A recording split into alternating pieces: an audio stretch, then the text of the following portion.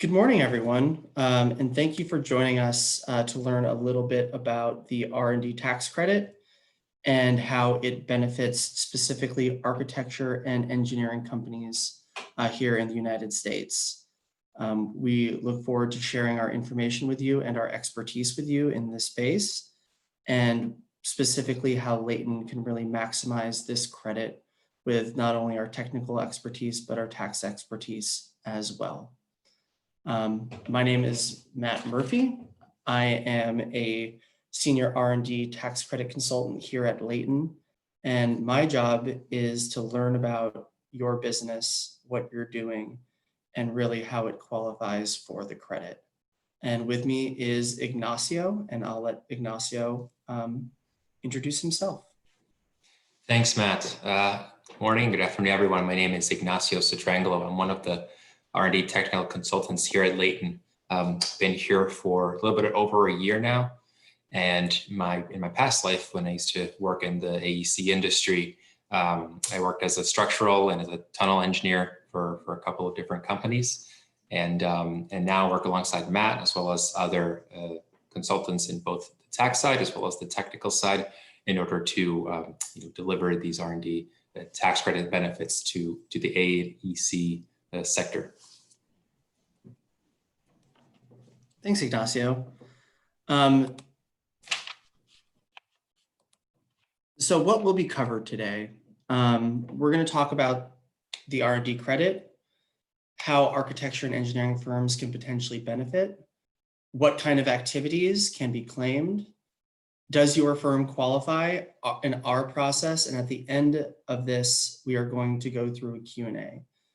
So if you have any questions, please put them in the Q&A chat box, and we would be happy to answer all of those questions at the end of the presentation. But more specifically, what we're going to cover today, and I want everyone to kind of on the call to think about how the R&D credit can impact their business, and really how Leyton can help achieve that impact. So what is the R&D tax credit? So a bit of a background. In 1981, Ronald Reagan signed into law the original R&D tax credit, because he saw the global landscape and he saw the United States falling behind with companies not doing as much R&D here in the United States as we want as a country in order to sustain ourselves and become the technological and innovation leader in the world. The problem with that credit is that every 2 years with a new session of Congress, there were tweaks and changes to that credit. So there wasn't anything that was permanent, and there wasn't anything that, unless you had an army of tax attorneys and CPAs that would review the credit and make sure that that these activities qualified, that you could claim that credit. So it really only benefited large organizations that you would think about as companies that do R&D, right? So pharmaceutical companies, aerospace companies, defense companies, all of those kinds of entities that were doing R&D were the ones, and the large ones that were the ones that were able to claim that credit. And what happened in 2015, President Obama signed into law the PATH Act, which made the R&D credit permanent and solidified the criteria for claiming this credit. And it was a monumental shift, which opened up the research and development credit to businesses of all sizes that previously didn't have the resources or the expertise to claim this credit. And really, once again, what it does is it incentivizes businesses that are doing innovative things and gives them a dollar for dollar credit based upon where you are in your business, right? Whether it's a income tax liability or a payroll tax liability, the R&D credit and the PATH Act cover all of those things. And really what this credit means to your business beyond what's on the screen, which is the immediate reduction in your income or payroll taxes. You can have credits banked for future use up to 20 years. It can increase your business valuation because you have cash on your books that you previously were paying taxes for. And that's really where the R&D credit can impact businesses directly of all sizes. And that's the value and the beauty of the R&D credit is if you qualify for the credit, then you can use that money to grow your business.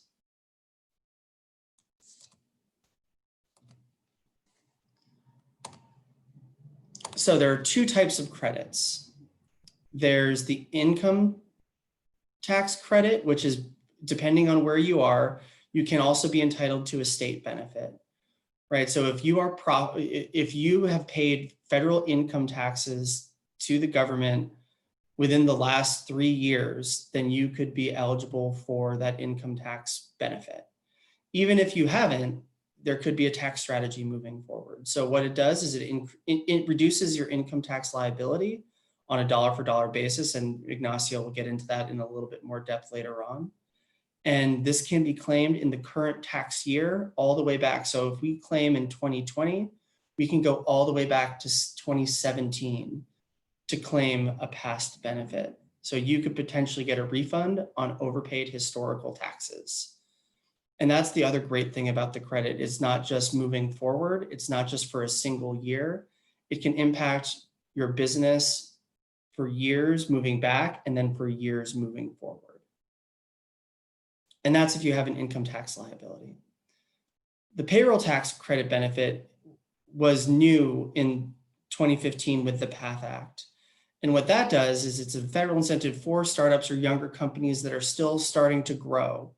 And they're hiring people that are doing new and innovative things. And they're bringing on, like 1099s or W-2s that are helping in the R&D effort and creating new products, new services, new techniques.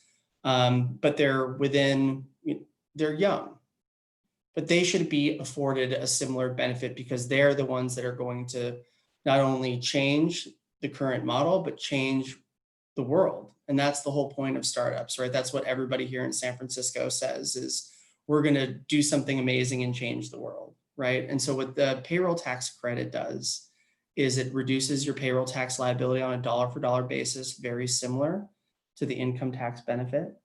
It can only be claimed in the current year, right, for a maximum of 5 years. So you can claim it in 2020, which is great. And then you can only claim it, moving forward. Cannot have a revenue of more than $5 million for the current tax year. So you have to be under a certain cap. And that's one of the things that I do as far as, learning about your company and figuring that out. And then there's a certain limit to what you can get back as a credit on an annual basis. So there are two different ways that you can claim this credit. Two fantastic ways that we help identify those credits for you here at Leyton, not only with our technical expertise, but with our tax expertise as well. And we'll get into that in a little bit more detail, but it's all about qualification, right? Qualification is the most important thing that we do at Leyton because it's not us that qualifies you, we have to qualify you to the IRS in order to get that credit. And that's something that's very special that Leyton does, and and we do it better than anybody else.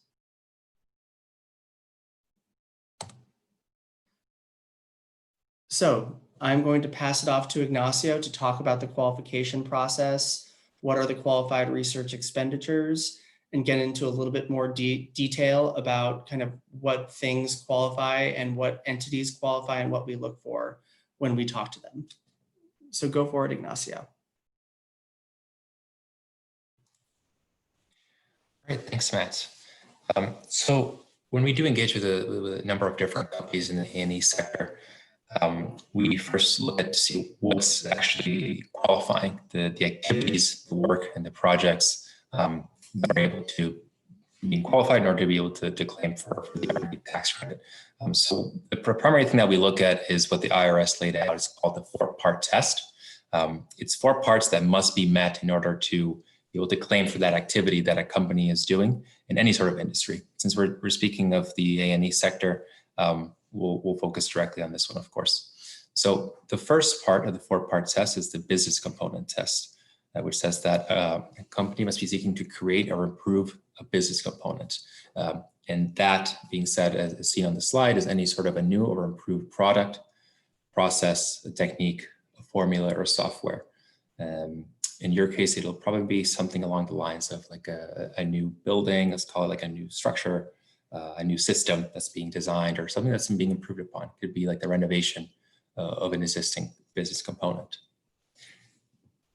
The second part of the 4-part test, it's the technological in nature test, which means that the company must be applying the principles of engineering or the hard sciences. This one is pretty black and white. It's a pretty simple box to check off in this industry. There's all kinds of activity and all kinds of work being done with the nature of it being rooted into the hard sciences relating to physics, chemistry, could be biology too, computer science, but it'll mostly be regarding the engineering such as MEP, structural, civil, and geotechnical. And then the third and the last part of the 4-part test, they kind of go hand in hand. The third one is the uncertainty test, which says that at the beginning or during a project, there must be some sort of technical or technological uncertainty. So whether you're running into different challenges, you're unsure about what the final design of the project will be. You're unsure about the materials that are going to be used. You're uncertain about what the footprint of that is going to be, whether it's the energy output, and you're uncertain as to how much of an impact it will be environmentally. That could all fall under the elimination of uncertainty test, which then leads into what would be the process experimentation, or also where one or more alternatives are being evaluated in order to eliminate that uncertainty. So going upon the different design phases, that is essentially inherent to the business. You're going through different iterations, different design stages. You're working with different professionals because there's different layouts or different plans. You're doing some calculations, you're doing some modeling, some analytical modeling with that, and then ultimately you're eliminating that uncertainty to come up with a final design. So that's essentially the 4-part test in a nutshell. And so what exactly can be claimed in terms of the costs that you as a business are putting out there? There's 4 buckets. Generally what we see that the largest bucket of this in this industry is the salaries and wages of those people performing the R&D. So the professionals, the core architects, the core engineers, the design architects and engineers involved in that work, as well as you have that level of supervision as well as supporting. So anybody performing that work, anybody supervising that work, as well as supporting it, will be able to get qualified. You also have any external subcontracted costs, as well as 1099s. This is claimed at a 65% qualifying percentage, and that's due to because it's not going to be fully elaborated onto the work that you do. But we also need to look at the contractual agreement, whether or not you're paying them at a fixed fee versus a time and materials basis. And then the last 2 buckets is not usually seen into the A&E sector, but it's worthwhile putting out there that any raw materials and supplies that are being used to conduct the research or that are being consumed in the research, a lot of times we see this in prototypes, but like I said, less so into the industry, but this is another cost category that could be claimed. And lastly, any external computers or any sort of cloud computing that's being leased for conducting said research. That's another last category that can be claimed. So this is costs such as Amazon AWS or Microsoft Azure.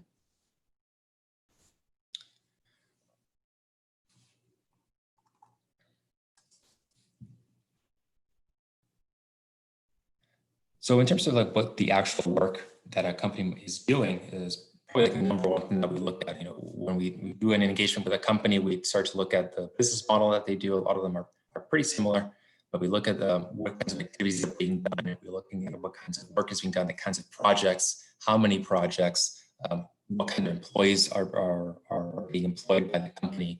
And so under this list is more or less some potentially qualifying activities, such as developing new or improved designs, as well as developing environmentally friendly buildings, pursuing LEED certifications, developing different alternative structural designs as well as MEP designs, collaborating with different electric engineering companies such as that. There's also anything related to historical restoration and renovations could all be deemed as to qualifying activities.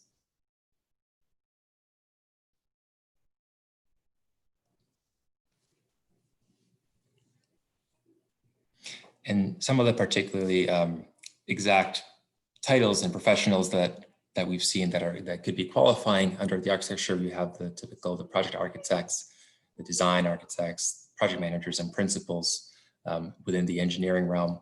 Depending on if there's an A&E firm or only architecture, only engineering, also see anything, as we're saying, to root into the hard sciences, right? So MEP engineers, structural engineers, we can also look into civil engineering, geotechnical, et cetera.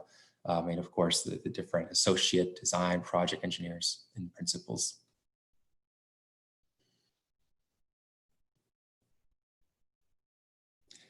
So in terms of how our process works, bring in a company, we bring in a company to work with us with Leyton, and we conduct what's called the initial assessment. This is the first step to determine the company's eligibility to be able to qualify.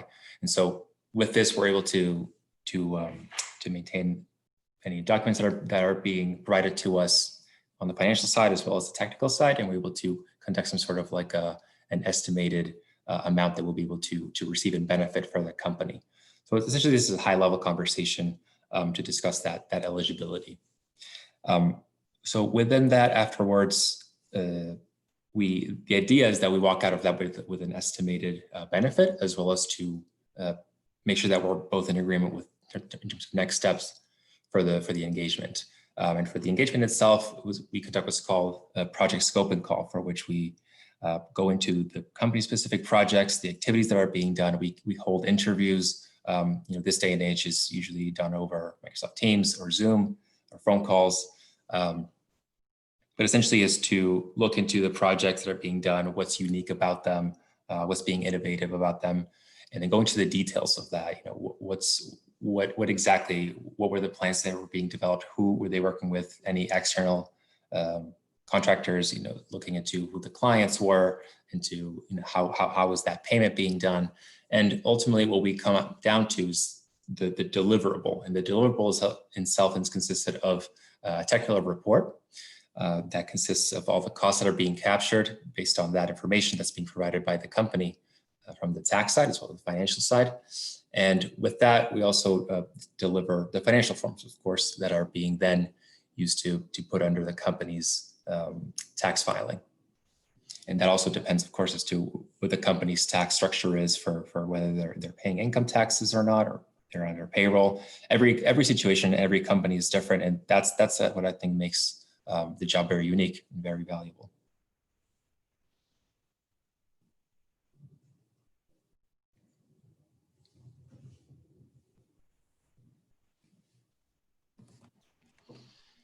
So who are we at Leyton? We are a company that was founded over 20 years ago with a specific focus on helping companies that innovate get what's due to them on a global scale. So we have 31 offices in 11 countries. We have offices in Europe, and we have 2 in the US, one in San Francisco and one in Boston. We have years of experience and expertise in this space, and specifically in the US. As of right now, we are strictly focused on the research development credit at the state and federal level. And what we really want to do as a company is help businesses get resources to continue to innovate and continue to grow. And what separates Leyton from a CPA or from other, and we work hand in hand with CPAs all the time. But what truly separates Leyton is that we bring together an entire team to support you. And those teams are tax teams as well as technical teams that know your industry, like Ignacio does, right? And tax professionals that know your industry, that have worked in the industry in the past.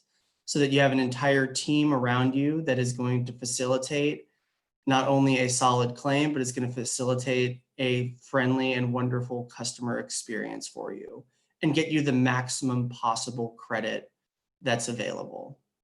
And one of the great things about working with Leyton, not only is the team environment, but we also, since we're experts in this space, we will help you during all phases of the process, whether it's, gathering or requesting specific documents. If there's any sort of questions that come up, either internally at your office or through your CPA or tax preparer, we're happy to address those questions as quickly as possible. So think of us not as we're not a replacement for your CPA or your tax preparer. We want to work in partnership with them to make sure that you and your company gets the maximum amount of credit back to you. Because at the end of the day, that's what the credit is for. The government wants you to take this money. The government wants you to continue to grow your business and to innovate, because if you continue to grow and innovate, then what will happen is that you will hire more people and you will grow the US economy. And that was the whole point of the R&D credit to begin with, back in 1981, solidified in 2015. And now here we are, which is probably why the vast majority of you haven't claimed before. So on that note, are there any questions? This is the Q&A session. If there are any questions, please put them into the Q&A box and we're happy to address those. One of the questions that came through is, I'm a small firm, would I still qualify for the credit?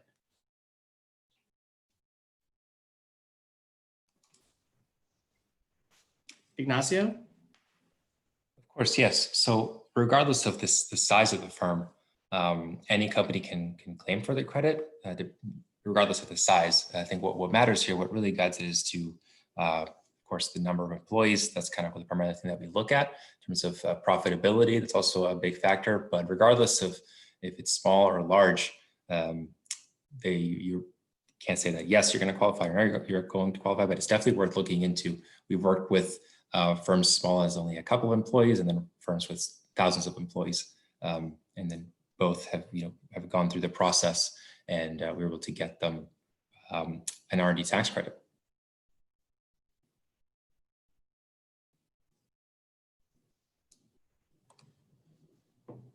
Thank you for that, Ignacio. One other question that came in is, how long does this process usually take in order to claim the credit? Sure, yeah. So in the particular case, what we shoot for is a process between 1 to 2 months from initial engagement and the initial assessment and to when it's finally delivered.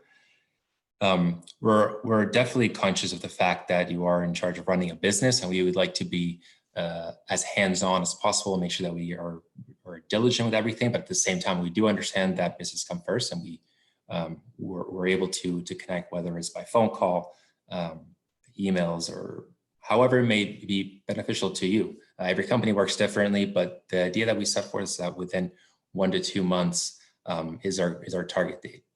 And that's, of course, it depends on whether or not the documents are sent in time, and then that we're able to do the calculations in time, but we shoot for 1 to 2 months.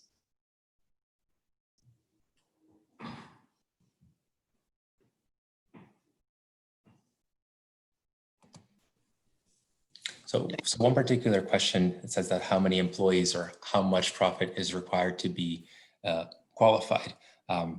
The short answer is that as long as there is a profit, there is a possibility for it to be able to go through. In terms of employees, like I said, we have had firms as many as a couple of employees come through. It's just a matter of, it's directly proportional to the amount of benefit that you're going to be able to get.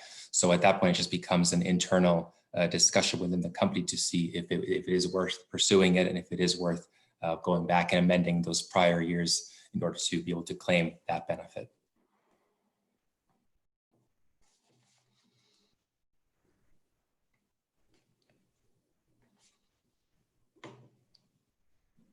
I think that we have another one. How much time does it take for me during this process?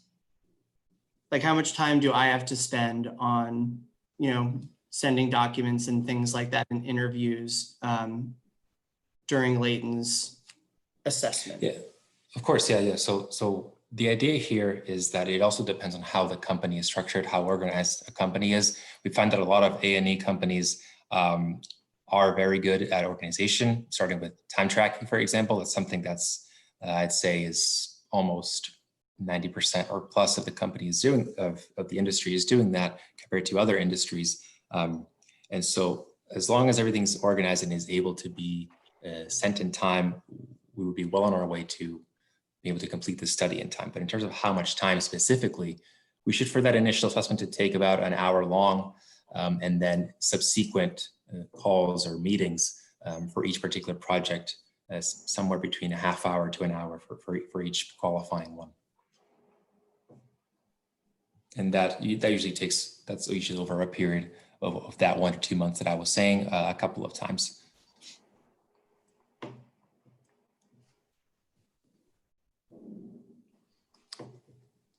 Thank you, Ignacio. One other question that I have for you, and this is me speaking to you, Ignacio, is generally speaking, what is the benefit that you've seen in past engagements? And it could be general, but one of the things that I actually wanted to make clear is what the federal benefit is directly as the dollar for dollar credit. So can you elaborate on what the federal benefit is? Like, for example, if there's $100,000 in qualified research expenditures that we find, what can the client get back from the federal government? Yeah, of course. So generally speaking, the estimate that you can give in terms of, let's say that a company is generating $100,000 in qualified research expenditures, going back to the cost categories, very generally speaking, a reasonable estimate to take is 10% of those can be claimed as, not claimed, but it can be estimated to be the potential benefit for that particular year. And then, of course, that's for the federal only. That's not to mention the state benefit. Every state is different too, so that would be something on top of that. So that's generally something to be seen that's very beneficial. We've seen a lot of clients come through in California in particular that have a very generous benefit. But from a federal level, I'd say maybe 10% of that entire qualifying research expenditures.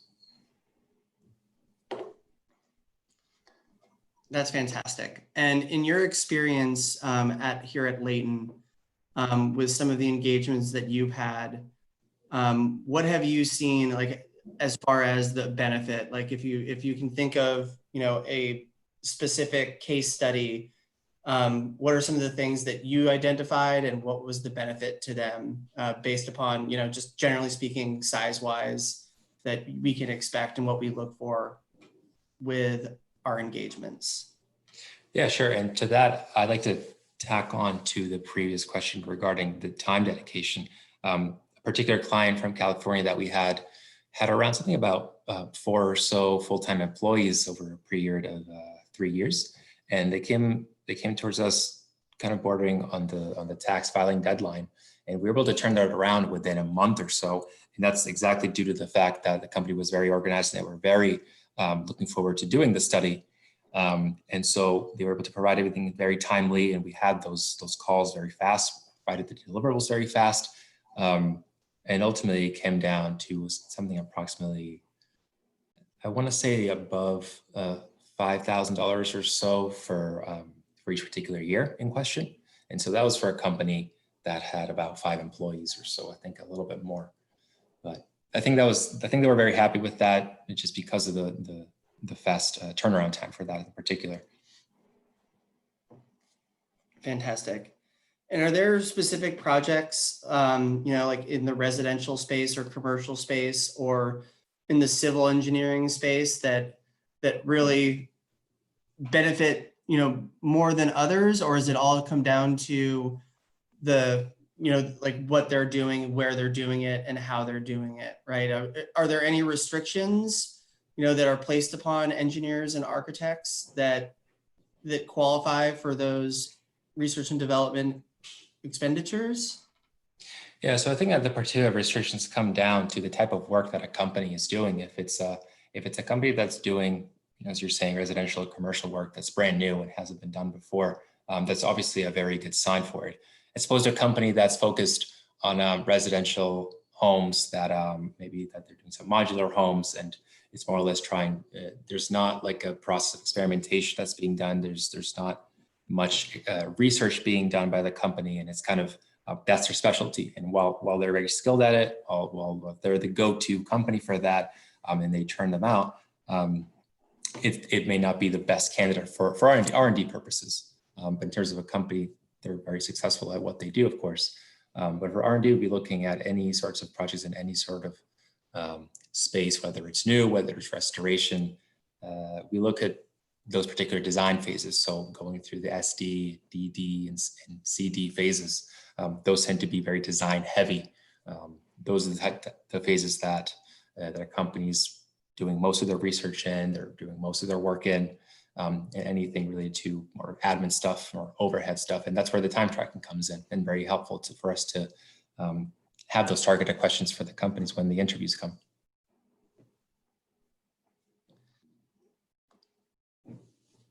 Thank you, Ignacio. That's fantastic. Does anybody have any more questions? I want to go back to one slide really quickly, just because I want to address something that I think is interesting.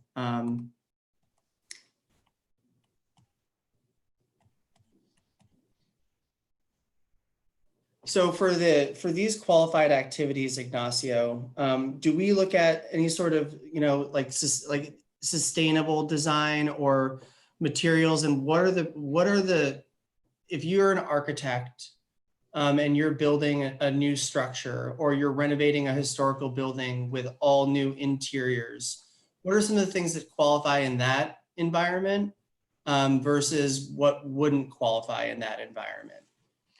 Yeah, sure. So taking a hypothetical architecture firm and doing the architecture portion of it, that would be like the Leyton client, as opposed to that maybe they work with a particular structural engineer, another MEP engineer.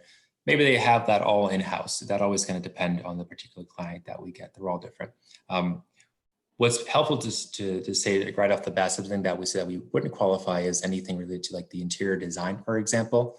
Going through the 4-part test, that sort of work and activity being done, it's more related to the aesthetics aspect of it, and not so much the performance and the technical function of it.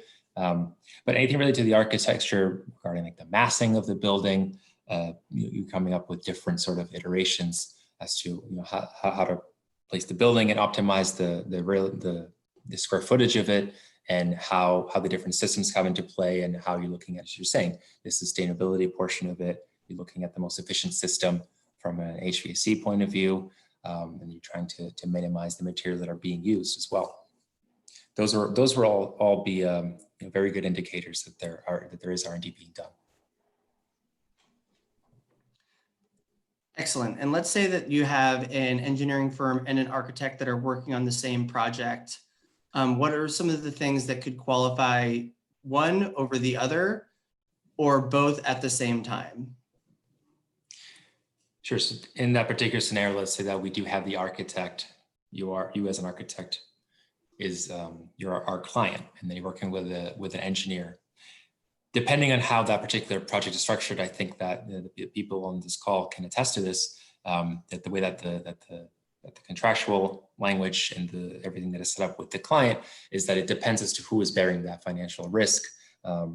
And so if the architects were working with the engineer, while they are working with the engineer, same model, let's say the same building model, you're going back and forth trying to work that out.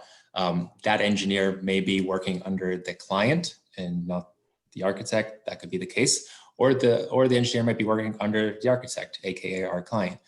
In that instance, we would have to look at the particular payment structure to see if that they're working under a fixed fee arrangement or a time and materials arrangement.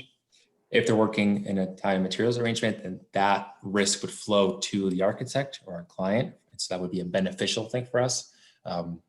If the engineering is being paid at a fixed fee, that essentially is restricting the financial risk and the legal risk. And so then that's something that we won't be able to look at in terms of qualifying research activities for the engineering party. Got it. Thank you, Ignacio. Can you talk a little bit about historical restoration and why that qualifies?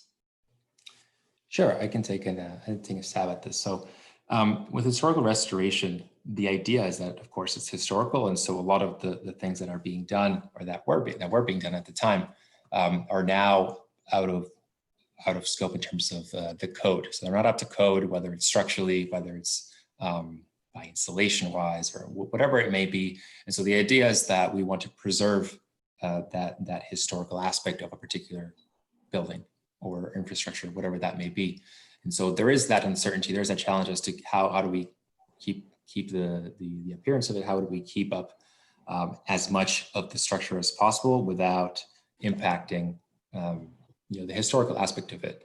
And so that's what I think a lot of architecture firms would try to optimize, and they would try to make sure that you still maintain that historic aspect of it, but you're implementing the new materials, the new technologies into it. Maybe there's a new method that you haven't used before as a company, maybe using some LiDAR detection for making sure that you have a nice point cloud for a new model that's what the client may want. For example, they might want like a new BIM model for it. They might want like a set of plans.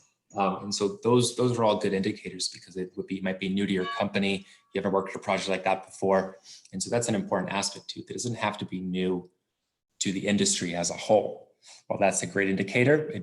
The US, under US tax laws, you do not have to have any sort of new process for the entire industry as a whole. But as long as it's new to your company, that's entirely acceptable.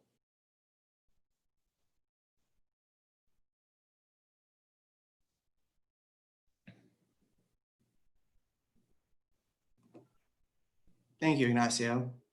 Are there any other questions from any of the participants?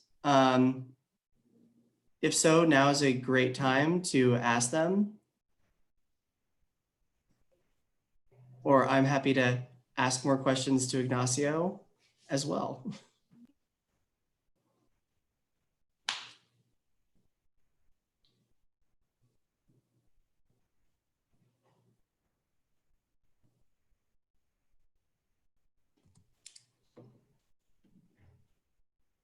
Okay. Well, I have one final question for you, Ignacio, and this is coming from me, is how do we make the client experience one that is not only a positive one as far as the credit goes, but one that is more of a partnership than an engagement? And what have you seen in the past year here at Leyton that has led to that? Sure. In terms of a relationship with different clients, personally, I'm working on a number of them right now. Some of them are recurring from last year. And so we do want to maintain that relationship aspect of it in the sense of this taxes are due every year, let's say. And so the idea for us is to have a productive and efficient relationship, making sure that we're all on the same page. And as the years go by, we learn from last year. We try to improve upon those things that worked, that they didn't work. And so we're always open to having suggestions. We're always open to providing different solutions.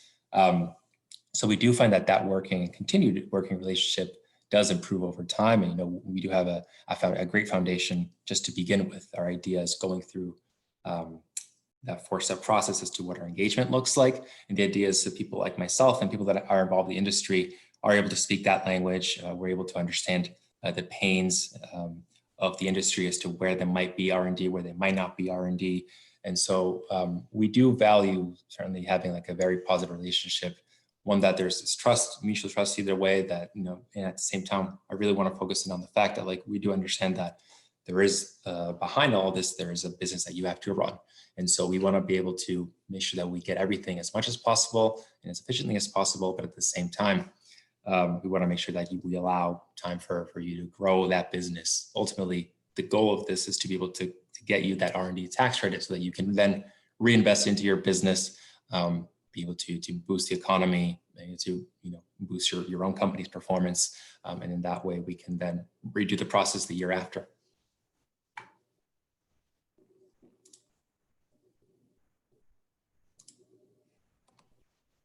Thank you, Ignacio. All right, So thank you, Matt.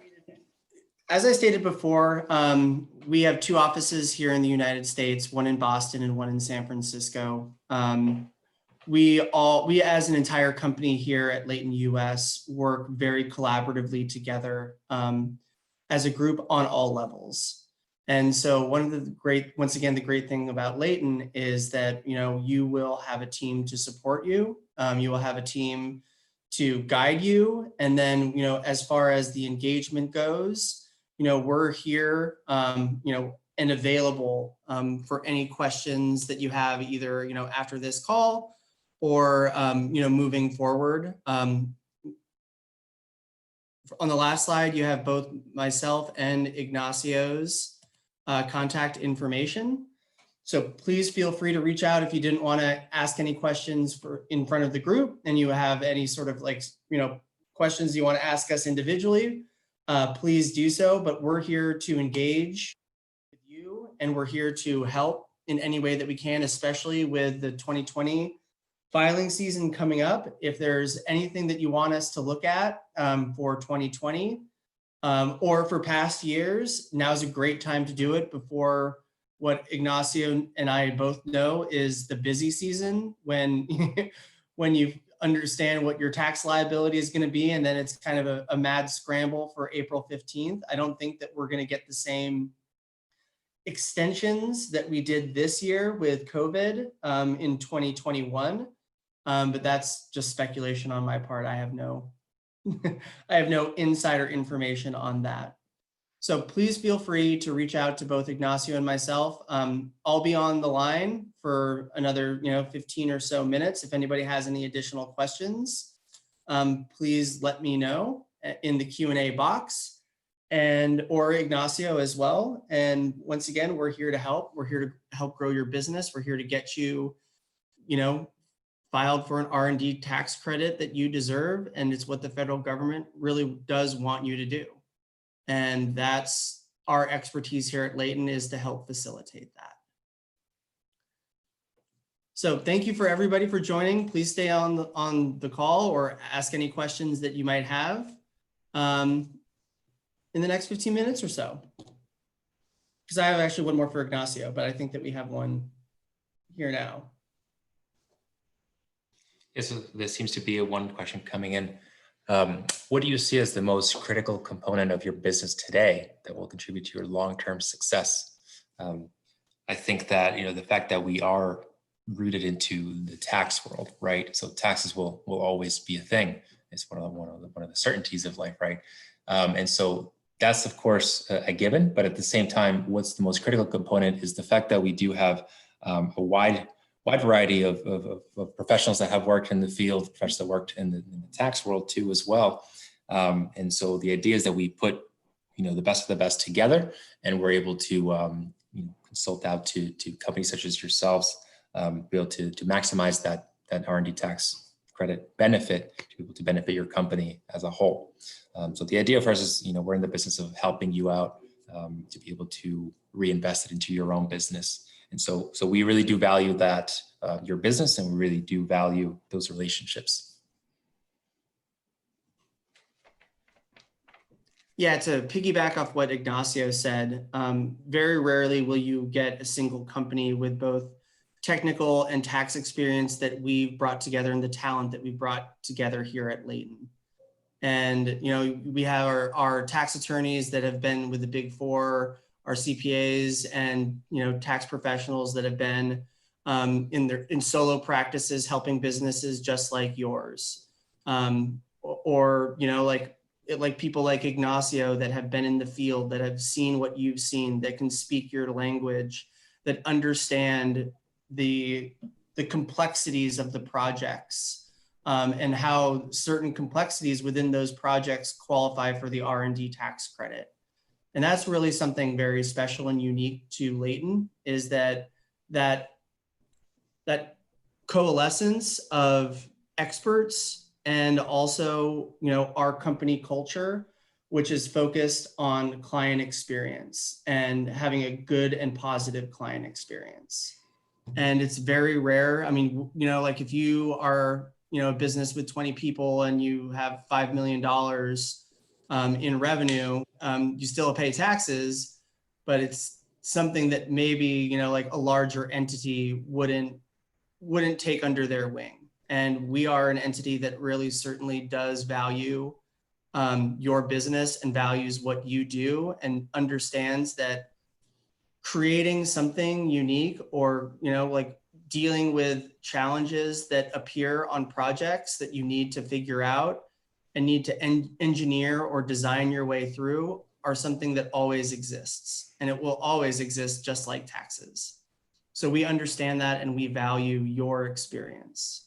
And I think that that's really one of the things that makes Leyton a special company and one that I'm proud to work for as well.